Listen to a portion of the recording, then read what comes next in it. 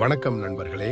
கருணை, சமத்துவம், அஹிம்சை ஆகியவற்றை உலகிற்கு போதித்த கௌதம புத்தா அவர்கள் சிறுவயதில் நடந்த ஒரு நிகழ்வை பற்றி இப்போது பார்க்கலாம். சித்தார்த்தர் தனது நண்பர்களுடன் தந்தையின் பண்ணைக்கு சென்றார். பார்த்த காட்சி அவரது மனதை ஆழமாக பாதித்தது. கொளுத்தும் வெயிலில் போதிய ஆடையின்றி ஏழை வேலையாட்கள் கடுமையாக உழைத்துக் கொண்டிருந்தனர்.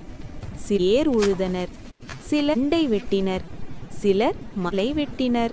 இந்த காட்சி சித்தார்த்தரின் மனதை மிகவும் பாதித்தது. அவர் தன் நண்பர்களை நோக்கி கேட்டார், ஒரு மனிதன் மற்றொரு மனிதனை சுரண்டுவது சரியா?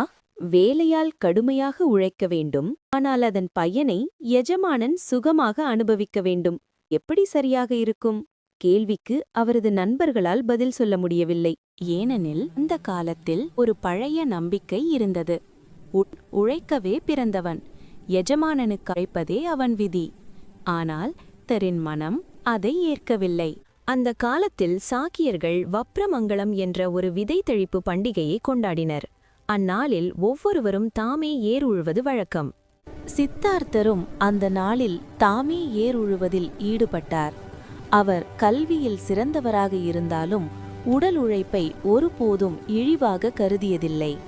மனிதர்களை சமமாக பார்க்க வேண்டும், உழைப்பை மதிக்க வேண்டும். இந்த சிந்தனைகளே பின்னர் உலகிற்கு வழிகாட்டிய கௌதம புத்தா அவர்களின் மகத்தான போதனைகளாக ஆனது.